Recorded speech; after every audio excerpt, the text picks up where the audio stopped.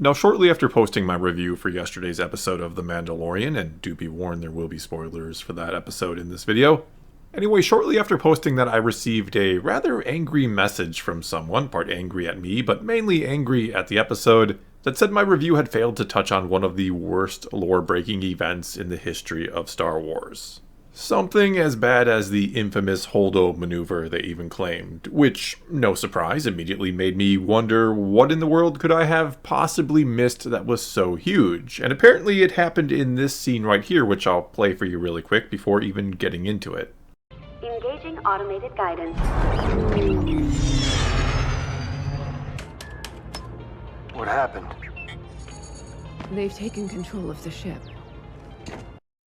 Okay, so the problem they said that existed here is that Bo's ship had been completely taken over, as if somehow the city's computer or controller behind the computer had essentially hacked into her ship's computer, or completely hijacked her ship somehow, and had complete control and forced her to land by the city instead of by the other Mandalorians.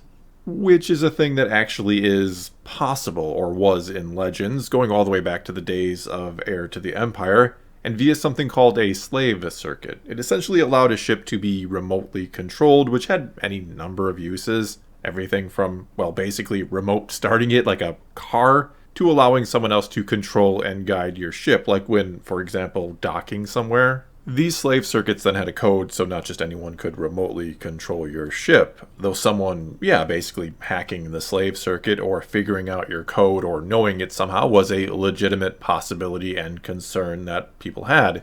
Hence, someone like Han, for example, didn't even have one on the Millennium Falcon.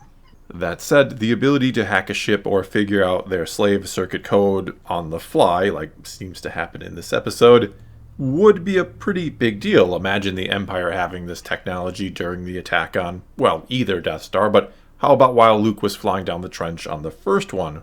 Imagine if they could hack the code on his X-Wing and cause it to crash. That's the example this person who messaged me used, as to why it would be so lore-breaking, and I do agree that is kind of a big deal if it existed or could be used that way.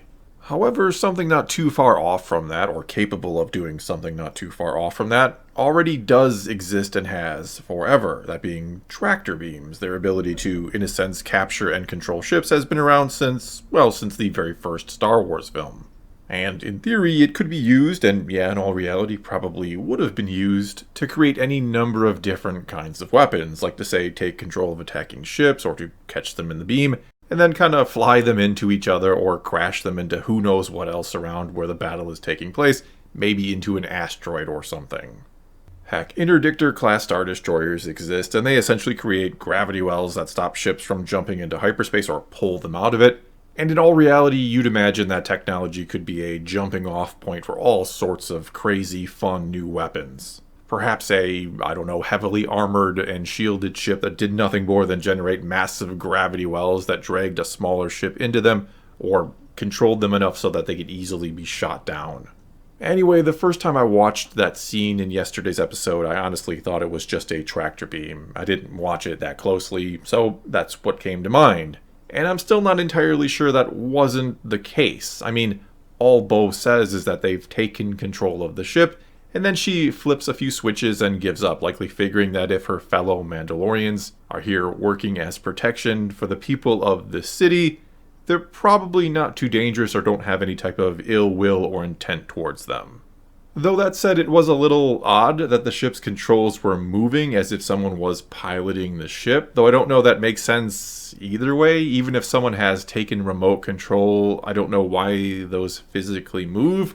We're talking about a sophisticated spaceship here, not a airplane with mechanical rudders or something. Anyway, what I'm really getting at here is that when you really think about it and analyze it, so many things in Star Wars don't make sense and could be picked apart ad nauseum. I mean, they have a technology to travel across their galaxy, a technology we here on Earth aren't even remotely close to, yet at the same time they often use giant cartridges to store data on and have other devices that, by our standards today, they look completely antiquated. Mainly because this all started, the first Star Wars film is from the 1970s, when this stuff would have looked, cool and futuristic. And the reason why the Holdo maneuver bothered me isn't because I don't think it would work, but because I do think it would work and be even more devastating than we actually saw when you try to use real physics to explain it. I even think, without a doubt, it would be a common tactic because just how easy it is to send something into hyperspace in the Star Wars galaxy. Virtually every ship has one. It's as common as cars on Earth having a automatic transmission, you could say. But if we never see any ship do what the Raddus did in The Last Jedi, we can just go on assuming it simply doesn't work for reasons, that there is something that prevents hyperdrives from being used as weapons. And thus the integrity of Star Wars, its own physics and technologies that it's created, which are radically different than our own, especially as we advance in our own technologies here, that integrity can be kept intact, which is the most important thing. The integrity of what has been established is what makes Star Wars in many ways. And though yes, I do kind of agree with the person who messaged me that if somehow Bo's ship was literally taken over by a computer, that can potentially lead to some pretty big in-universe problems or inconsistencies. For one, we could ask why this random city has the technology to do this, but no one else does and hasn't used it for any number of nefarious purposes. But the key here is that it wasn't used for nefarious or galaxy-impacting consequences, so we can indeed just kind of overlook it or go on assuming it was a tractor beam, which is what I initially thought. Unless you want to call hijacking the episode itself by diverting Bo and Din from going straight to the other Mandalorians and instead giving us this interesting middle portion of the episode. If you want to call that nefarious, maybe you can. But seriously, and this comes from someone who, yes, can be extremely nitpicky when it comes to Star Wars, though I'm usually defending that integrity that I spoke of before. Again, that is the key. You don't have that. If nothing in Star Wars makes sense, then what's the point? Anyway, we can simply let it go and just say it was indeed the tractor beam. Or for some reason they had the code to Bo's slave circuit that maybe it's the same code the other Mandalorians on the planet use and they tried it and it was successful. And for whatever reason, the Mandalorians gave their slave code to the city at some point, which, yeah, that does seem a little unlikely. Either way, what I'm saying here is, if I wanted to, I could let a lot of things bother me about Star Wars. If I wanted to keep digging into the details, you can find all sorts of inconsistencies. And so I'm not going to let this one bother me. There were other things about the episode that bothered me, but this was not one of them. It was only used to divert an episode. It wasn't used to, say, destroy an entire First Order fleet or something like that. Well, that's all I got for you this time. So now it's your turn to weigh in on this one. Did you notice this watching it, and did it bother you or not? And what do you think about it overall? Do you think sometimes us fans get a little too nitpicky? Whatever the case may be, leave those comments below and let's talk some Star Wars. And until next time, thanks for watching.